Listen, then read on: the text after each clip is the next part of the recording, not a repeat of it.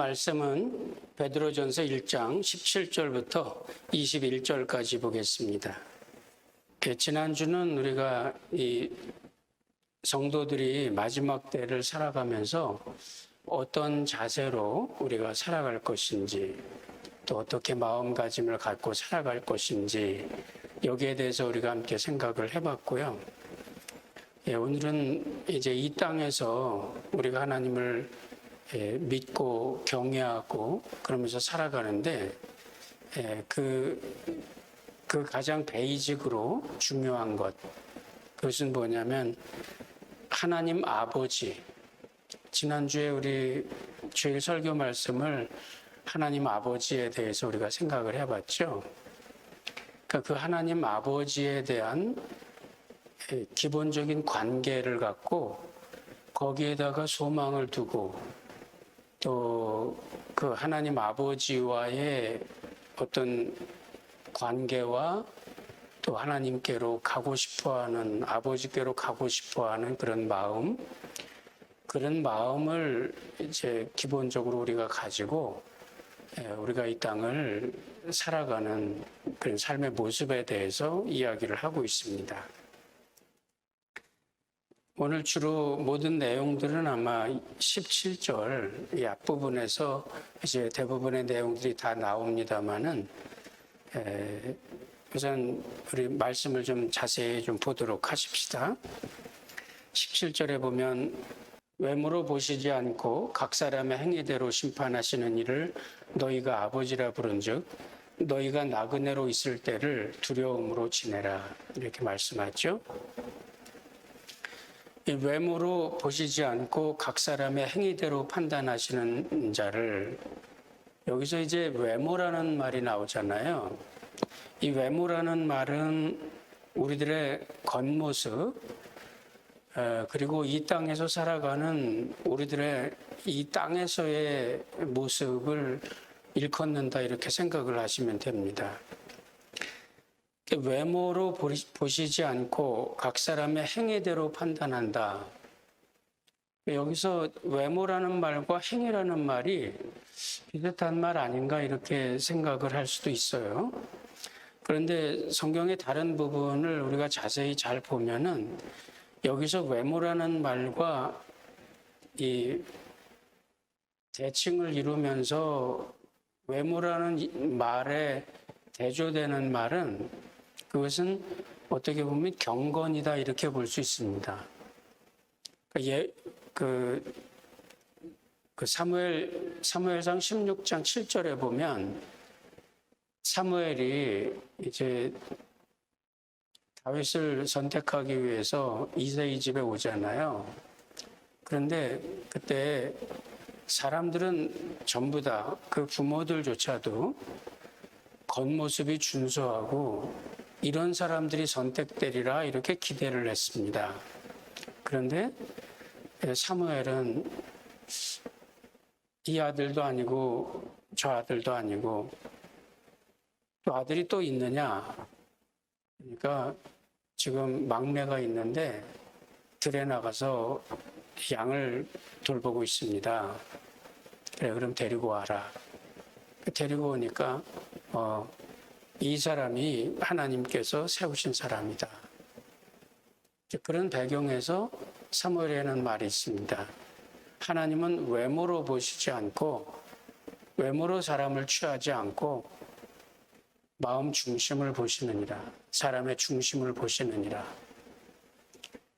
거기서 보면 외모라는 말과 이 대칭을 이루면서 대조가 되고 있는 그 말은 마음 중심을 이야기합니다. 그리고 하나님을 향한 경건한 마음, 경건한 삶의 자세를 이야기해요. 그런 차원에서 행위를 말합니다. 그러니까 이 마음 속에서부터 일어나는, 그 마음 중심으로부터 일어나는 그 믿음과 경건이 행위로 연결되는 그런 면에서의 행위를 이야기합니다. 내면과 이 바깥 모습이 다른, 바깥에서 드러내는 자세와 하는 말과 마음가짐이 다르다, 표리부동하다, 이렇게 얘기를 하잖아요. 그렇게 보면 이 행위라는 말과 이 마음 중심이라는 말이 뭔가 이 대조가 되는, 이 뭔가 반대가 되는 그런 말처럼 우리가 이해를 할 수 있는데, 그런 뜻이 아니고 여러 가지 성경의 다른 배경에서 볼 때 여기에서의 행위는 우리 마음 자세와 같은 의미를 갖고 있습니다. 내 속에서 일어나는 믿음, 이것이 행위로 연결되는 그런 면에서의 행위. 그렇게 될 때 하나님은 외모로 보시지 않고 사람의 행위로 판단을 하신다. 말만 있어서는 안 되고 또 마음만 있어서도 안 됩니다. 믿음만 있어서도 안 되고, 믿음이라는 것이 행위로 드러나지 않으면 그 믿음은 죽은 것이다, 이렇게 얘기하잖아요, 야고보 사도는. 그러니까 이 마음속에 갖고 있는 것, 행위로 드러나는 것, 이 모든 것이 다 같아야 됩니다. 그런데 이 경건이, 삶으로 연결되어지는 이 경건이 오늘 성경 말씀에 말씀하는 외모와 뭔가 대적이 되고 있어요. 외모가. 또 여기서 외모라는 것은 무엇을 의미하는 걸까? 여기서 외모는 이 세상 속에서 우리가 살아가는 삶의 그 인생의 모습 가운데에 우리가 추구해 나가는 것들입니다. 요한일서 2장 16절, 17절, 18절에 이야기하는 대로 우리들이 추구하는 것, 육신의 정욕과 안목의 정욕과 이상의 자랑, 이런 일들, 돈을 많이 벌고 출세를 하고 사람에게 유명하게 되고 뭔가 사람들 앞에서 큰 일을 하는 것 같고, 이런 모든 모습들이 외모다, 이렇게 표현을 할 수 있습니다. 하나님은 외모로 보시지 않는다. 그 말은 여기 18절에서 이제 그 말씀을 우리가 좀 더 이해를 할 수 있습니다. 너희가 알거니와 너희 조상이 물려준 헛된 행실에서 대속함을 받은 것은 은이나 금같이 없어질 것으로 된 것이 아니요 오직 흠없고 점없는 어린 양 같은 그리스도의 보배로운 피로 된 것이니라. 여기 보면 너희가 알거니와 너희 조상이 물려준 헛된 행실에서 대속함을 받은 것은, 너희 조상이 물려준 헛된 행실, 그건 뭘까요? 조상이 물려준 헛된 행실, 그것은 우리가 보통 아마도 대부분의 부모들이 자녀들에게 원하는 것, 일반적으로 부모들은 자식들이 잘 되기를 바랍니다. 입신양명하고 출세하기를 바라고, 뭔가 출세를 해도 약관에 젊은 나이에 좋은 성적으로 학교를 졸업하면 자랑스러워하고, 좋은 회사에 들어가서 돈을 많이 벌면 그게 부모들의 자랑이 됩니다. 물론 그게 나쁜 건 아니고 그게 자연스러운 거 아니겠어요? 저도 마찬가지입니다. 자녀들이, 아들 또는 며느리 또는 우리의 자녀들이 뭔가 잘하면 기분이 기쁘고, 뭐 좋은 직장에 또는 좋은 위치에 또 좋은 곳에 선택이 돼서 가는 거, 그거 참 기쁘고 좋은 일입니다. 그게 자연스러운 거예요. 나쁜 거는 아닙니다. 그런데 오늘 성경은 그거를 외모라고 이야기를 합니다. 외모라고 이야기하는 이유는 뭘까요? 우리가 보통 생각할 때 이 세상에서 잘 되는 거, 그거는 영원한 나라까지 이어지지를 않아요. 우리가 이 세상에서 뭔가 잘 되고 돈을 많이 벌고 출세하고 뭐 이러는 모든 일들, 이런 일들이 결코 영원한 것으로 연결되어지는 것은 아닙니다. 이 땅에서 우리는 정해진 시간 살다가 죽어요. 아무리 내가 제 돈을 많이 벌어서 많은 재산을 자녀들에게 남겨준다 해도 그 역시 내가 죽으면 나는 어차피 벌거벗은 모습으로 하나님 앞에 서게 될 겁니다. 그런 모습, 이런 모습에서 하나님께서는 우리를 어떻게 하셨느냐 하면 대속하셨다 이야기예요. 옛날 성경, 개역 한글 성경에선 구속하셨다 이야기합니다.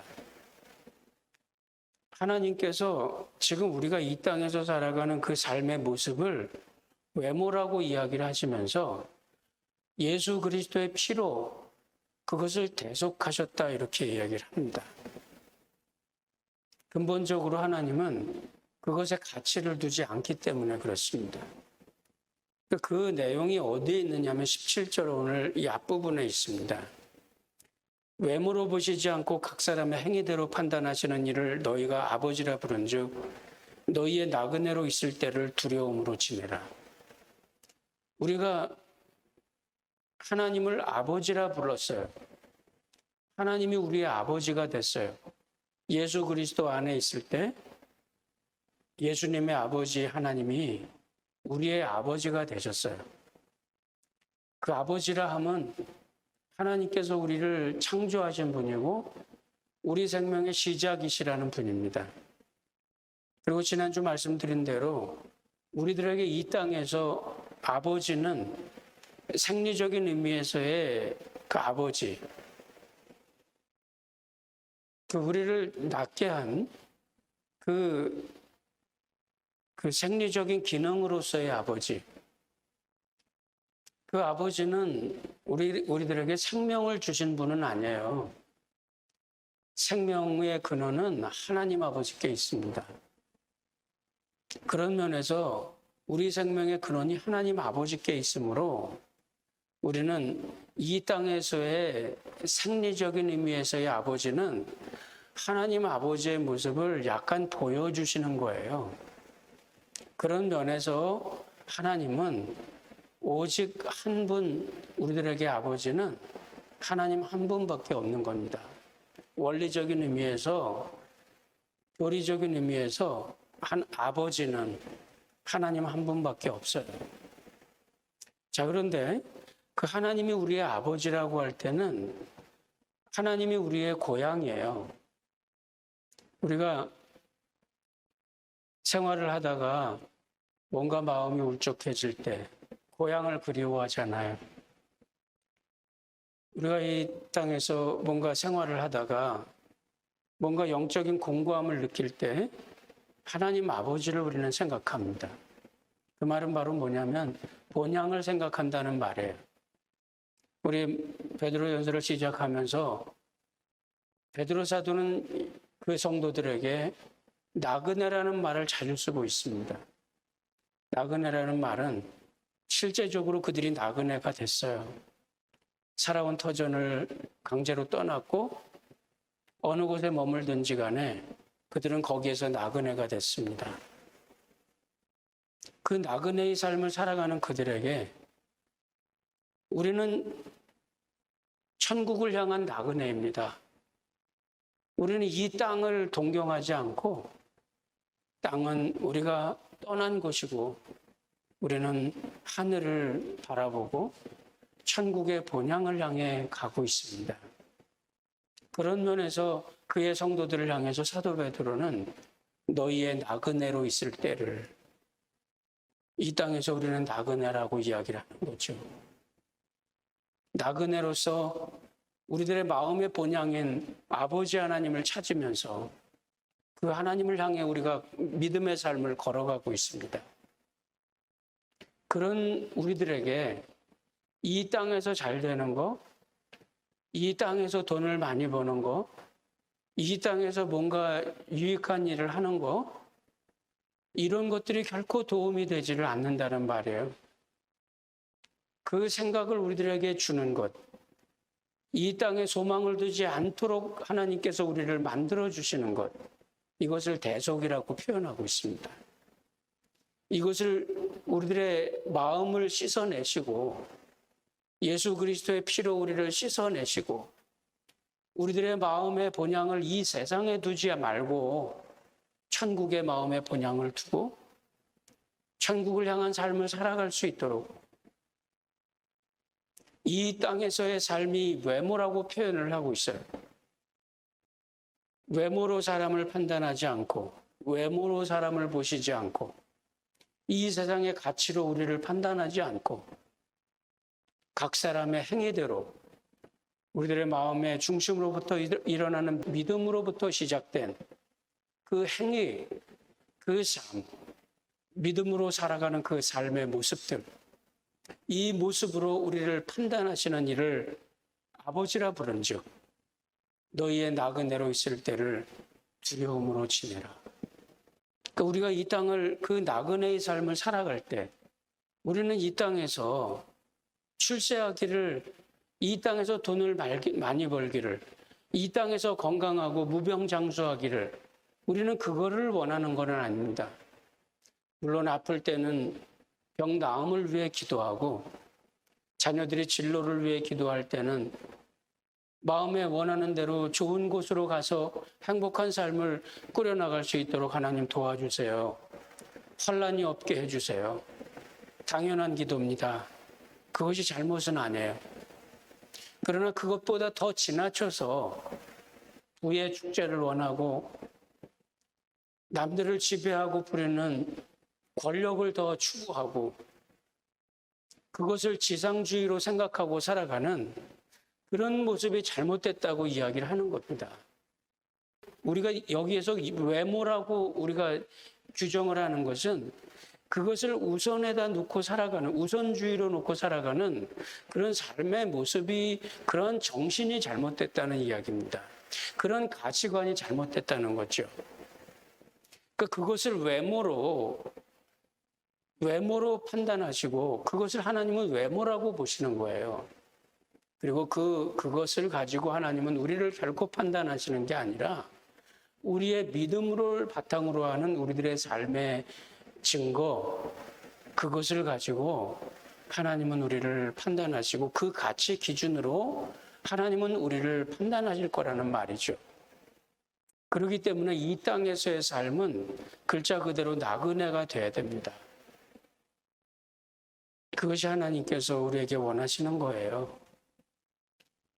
이 말씀에 대해서 히브리서 11장에 보면 자세하게 잘 이야기를 하고 있는데 한번 말씀을 찾아보고 넘어갑시다. 히브리서 11장 13절부터 16절까지 제가 한번 읽어드릴게요.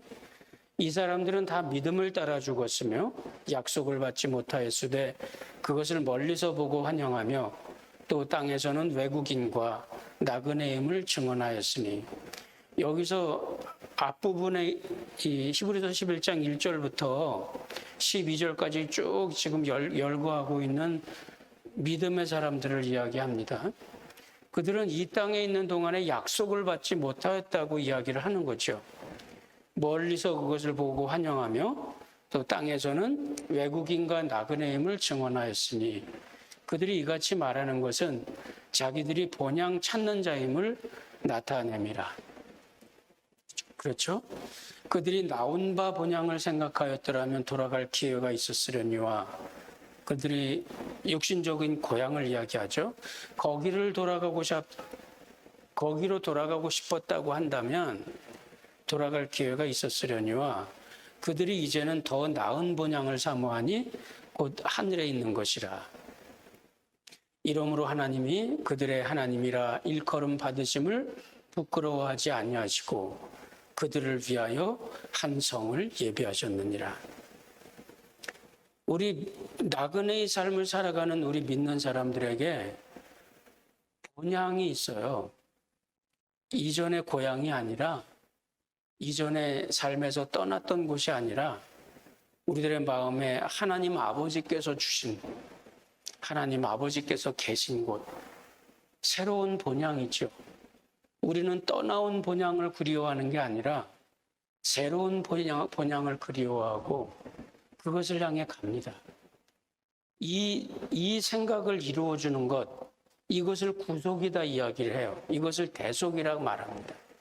예수 그리스도의 피로 우리를 씻어주시면, 성령으로 우리를 거듭나게 하셔서 우리의 가치관을 바꾸어 주시면, 이 세상에서 추구하는 외모를, 이 세상에서 추구하던 부귀와 영화를 이 세상에서 추구하던 권력을 하나님께서 우리를 대속해 주신다면, 그리스도의 피로 우리를 대속해 주신다면 우리는 거기서부터 자유함을 얻고 이 땅에서는 나그네로 하나님 아버지의 품, 그 본향을 향해 가는 모습으로 하나님께서 우리를 그렇게 이끌어 주신다는 겁니다.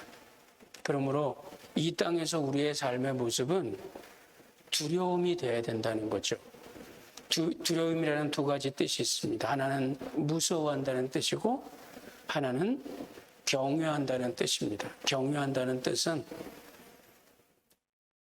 귀하게 생각한다는 말이에요. 존귀하게 생각한다. 하나님을 존귀하게 생각하고 하나님을 경외하고 하나님 아버지의 모습대로 이 땅에서 우리가 거룩한 모습으로 살아가고 하나님 아버지께 영광을 돌리는 삶을 살아가고 이러한 모습이 이 땅에서 나그네의 모습이에요. 그리고 그러한 모습을 통해 하나님은 하나님의 영광을 거두시고 하나님 나라의 그 영광을 이 땅에서 이루어 가실 거라는 거죠. 하나님 나라의 영광은 절대로 세상의 권력으로 이루어지지 않습니다, 여러분. 하나님 나라의 영광은 우리가 약할 때 이루어지는 것이고 하나님 나라의 영광은 우리가 희생할 때 나타나는 것이고 하나님 나라의 영광은 우리가 슬퍼하면서 하나님 나라의 의를 추구하려고 할 때 그때 그 눈물 가운데 하나님의 나라의 영광은 이루어집니다. 십자가의 그 극한 고난 속에서 하나님 나라의 그 부활의 영광은 드러났습니다. 우리가 미랄처럼 죽고 우리가 이 세상에서 미랄처럼 희생할 때 하나님 나라의 영광은 우리 주변의 사람들의 생명 속에서 영광으로 드러나게 될 겁니다. 그것은 절대로 세상에서 외모로 이루어지는 것이 아닙니다. 하나님 나라의 영광은 외모가 아니라 우리들의 믿음으로 시작되는 우리들의 삶의 증거로 하나님 나라의 영광은 드러납니다. 그것은 이 땅에서 나그네의 모습이고 이 땅에서 나그네의 모습으로 살아가는 동안에 하나님의 존귀함을 드러내는 그런 우리들의 모습인 겁니다.